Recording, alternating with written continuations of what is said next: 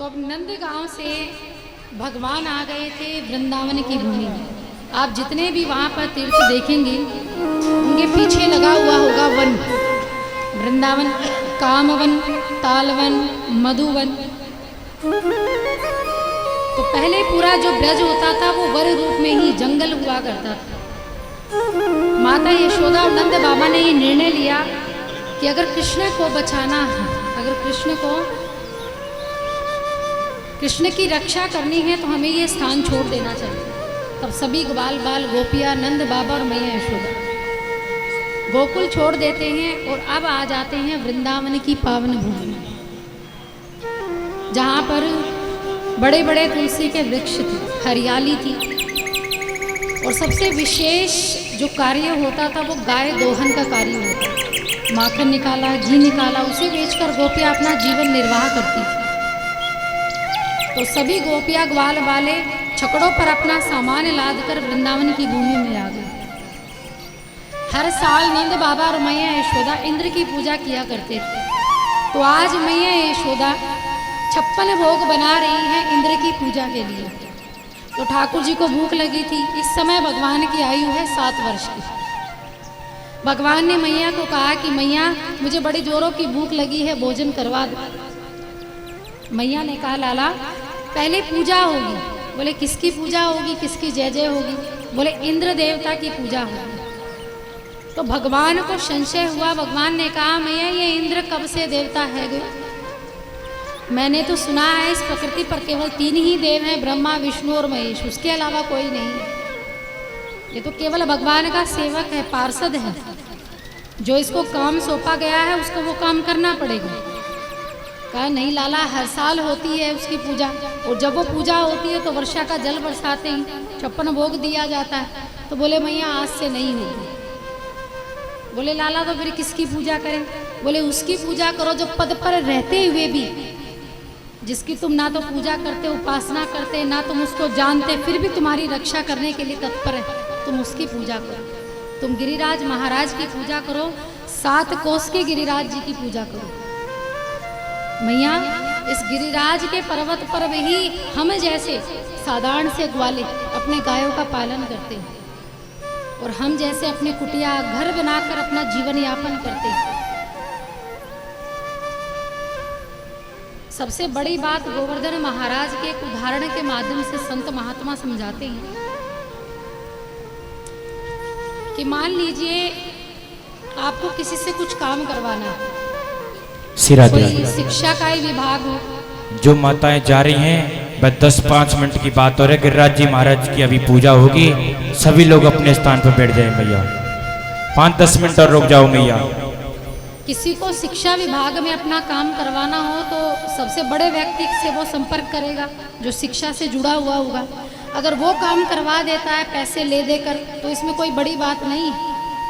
लेकिन इसके विपरीत अगर शिक्षा में नौकरी लगनी है, इस स्थान पर कोई बड़ा पद हासिल करना है, और कोई बड़ा डीएसपी वगैरह हो या डीसी वगैरह हो, अगर वो आपका काम करवा दे तो बड़ा वो डीसी है, क्योंकि वो उस पद पर नहीं है फिर भी आपका काम किया, उसकी महत्वता बढ़ जाती है, ना कि उसे शिक्षक विभाग में जो है उसकी महत्वता। तो इसलिए इंद्र का काम है अपने कर्म पर डटे रहना। गीता में भगवान श्री कृष्ण लिखते हैं कर्मणा जायते जंतु कर्मणेव विलीयते सुखम दुखम भयम क्षेम कर्म वै विभिषते। कि जो भी मनुष्य यहाँ इस पृथ्वी पर आता है तो अपने कर्म को लेकर आता है, और जैसा वो अपने कर्म के विदित थाली परोस कर देगा प्रभु को, वैसे ही विपरीत रूप में भगवान भी उसको परोस कर दे देंगे। उदाहरण के लिए जैसे हलवाई से आप सामान बनवाते हैं, हलवाई को जो सामान आप देंगे तो वैसा ही भोजन आपको मिलेगा। अगर कोई कमी रह जाती है तो गलती हलवाई की नहीं, गलती फिर हमारी। वैसे ही कर्मों के विषय में कहा गया है कि जो भी अच्छे हो या बुरे हो, आप जब भगवान को अर्पित करते हैं तो उसका फल आपको उसी रूप में ही मिलेगा। और ये सुख और दुख जो आते हैं ये अपने कर्म के अनुसार ही हर व्यक्ति को प्राप्त होते हैं। तो आप किसी को कोई दोष नहीं दे सकते, किसी को उल्हाना नहीं दे सकते। तो इंद्र का काम है वर्षा करना, तो उसे वर्षा करनी ही होगी, तो इसके लिए पूजा करने की जरूरत नहीं है। तो कहा लाला अगर इंद्र नाराज हो गए तो? बोले नहीं होंगे, मैं संभाल लूंगा, मैं हूं ना। नंद बाबा ने कहा लाला बड़ी प्रलय आ जाएगी। बोले बाबा मैं संभाल लूंगा। सब माताएं, सभी गोपियां 56 भोग की थालियां सजाकर गोवर्धन महाराज की तलहटी में जाती हैं। सब स्नान करवाती हैं, सिंदूर लगाती हैं, तिलक लगाती हैं और फिर 56 भोग के मिष्ठानों का भोग लगाने ही लगती हैं। इतने में इंद्र देवता के पार्षद देखने के लिए आते हैं कि पूजा में विलंब क्यों है। लेकिन देखा कि आज इंद्र की पूजा नहीं हो रही है, किसी पर्वत की पूजा हो रही है। तो दौड़े दौड़े गए इंद्र महाराज। उस समय रंभा नामक अप्सरा के साथ रथ थे। कहा महाराज आज से आपकी पूजा खत्म हो गई, आपका सम्मान बंद हो गया, आदर बंद हो गया, अब आपकी कोई वैल्यू नहीं है। बोले ऐसे नहीं हो सकता। बोले देखो जाकर पृथ्वी पर वो सभी अनपढ़ गवार ग्वाल वाले वो सब किसी पर्वत को पूज रहे हैं। तब जैसे इंद्र ने दृश्य देखा तो अपने सावर्तक मेघों को आदेश दिया कि जाओ वृंदावन में इतना बरसो कि पूरा वृंदावन जलमग्न हो जाए, वृंदावन की भूमि में बाढ़ आ जाए। और सावर्तक मेघ इतना बरसे, लेकिन वृंदावन की भूमि का बाल भी बाका नहीं, क्योंकि भगवान ने पहले से इंतजाम करके रखा था। भगवान ने बुलाया था अगस्त्य ऋषि को।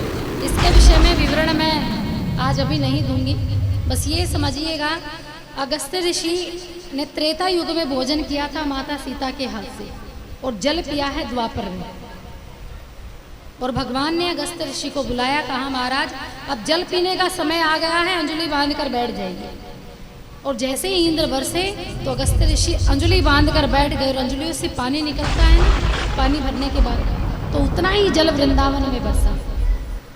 तब भगवान श्री कृष्ण ने सभी ग्वाल बालों को, सभी भक्तों को अपने नजदीक लाने के लिए 7 कोस के गिरिराज जी को अपनी सबसे छोटी उंगली पर धारण किया। वर्षा इतनी नहीं हुई थी, लेकिन ये कारण था भक्त और भगवान के मिलन का। एक अद्भुत संयोग हुआ उत्तरा के गर्भ में, और दूसरा अद्भुत संयोग हुआ था 7 कोस के गिरिराज जी के नीचे। जब ठाकुर जी ने सबसे छोटी कनिष्ठिका उंगली पर जब 7 कोस के पहाड़ को अपने उंगली पर धारण किया तो ग्वाल बाल सब भगवान के नजदीक आ गए। एक है ब्रह्मा जी, दूसरे हैं इंद्र।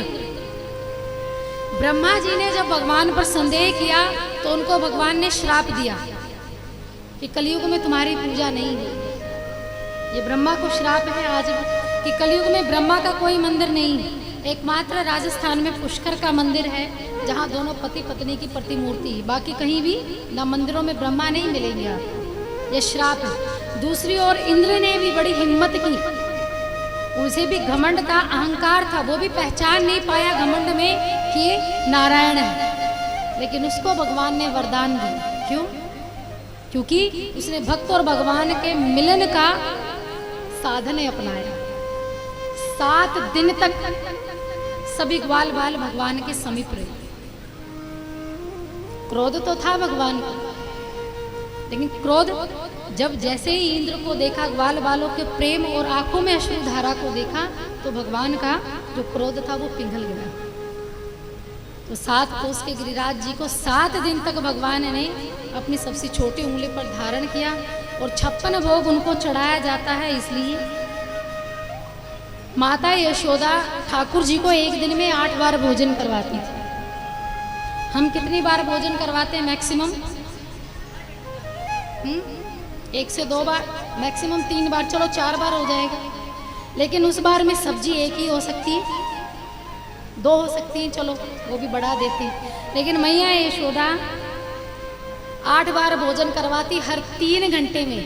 24 घंटे होते हैं, उठा उठा के भोजन करवाती थी ठाकुर जी को। हर 3 घंटे में नया भोजन बनाती और नया भोजन करवाती। सोमवार को जो भोजन बन गया तो वो अगले सोमवार को ही बनेगा, बीच में कभी कोई नामो निशान नहीं। कोई मिठाई आज बन गई है तो वो फिर अगले उसी दिन बनेगी। ऐसी माता यशोदा थी। और 7 दिन तक भगवान ने कुछ नहीं खाया था। इसलिए भगवान ने जब गिरिराज जी को नीचे रखा तो ठाकुर जी घर गए तो मैया यशोदा ने पूरे सप्ताह का भोजन एक साथ बना दिया और गोदी में बैठाया। तब ठाकुर जी को पूरा 56 भोग चखाया। और देखिए हम लोगों के लिए सबसे बड़ी अच्छी बात ये है, यहाँ आने के बाद तो उत्सव शुरू हो ही गए थे और आप लोगों ने श्रीमद् भागवत की डेट भी बड़ी अच्छी फिक्स की है 21 तारीख से, कि कृष्ण जन्म भी बड़े अच्छे दिन पड़ा। और आज द्वादशी है, खाटू शाम को द्वादशी को 56 भोग का ही भोग लगता है।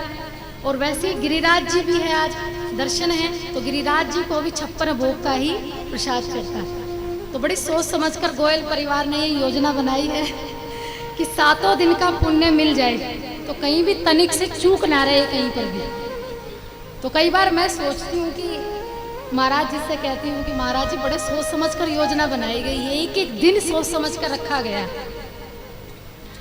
तो अच्छा लगता है कि इतना सोचते हैं आप, तो बड़ी प्रसन्नता भी महसूस होती है।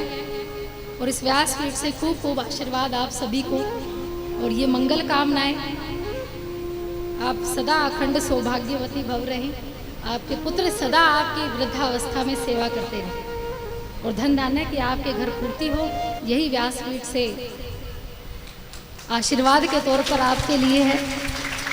तो आइए अब हम गिरिराज महाराज जी का पूजन करते हैं, फिर आज की कथा को यही विराम भी देते हैं। राधे राधे। आवाज बोल दिया कर भैया, क्यों करता है इसको? अभी गिरिराज पूजन नहीं, पहले थोड़ी सी बातें, अनाउंसमेंट। देखिए श्रीमद् भागवत कथा को चलते हुए 5 दिन हो गए,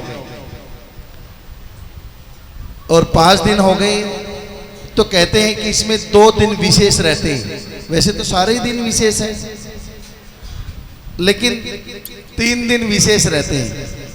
जैसे कि एक कल है रुक्मण विवाह। किस किस ने शादी कर रखी है बच्चों की?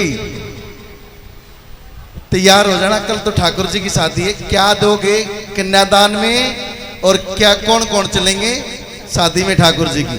ठाकुर जी की शादी दोनों में तरफ हाथ से। ऊपर कर रहे हैं। कल विशेष, गोयल जी, गोयल साहब, कल रुक्मण विवाह है और विशेष होता है। इसमें जो भी दान देंगे आप, यानी दान देना पड़ेगा, जरूरी है ये, जो भी आपकी मर्जी, ठीक है ना जी? चाहे आप कुछ भी ले आना, टीवी, फ्रिज, कूलर या गाड़ी। ये मोबाइल मेरा ले जाओ आप, पुराना हो रहा है तो। देखो इस बात से मत घबराना। देखो आपने देखा होगा कि ब्राह्मणों का दिल ना कमजोर होता है, लेकिन यहाँ ब्राह्मणों का दिल ना कमजोर नहीं है, ये बात आप समझ गए होगे, ठीक है ना जी? लेकिन मैं ये कह रहा हूं कि भी हाँ, आपको भी ये नहीं कह रहा, कल रुक्मण विवाह है, तो व्यास जी महाराज का एक कार्ड है जो आप यहां से ले लेना।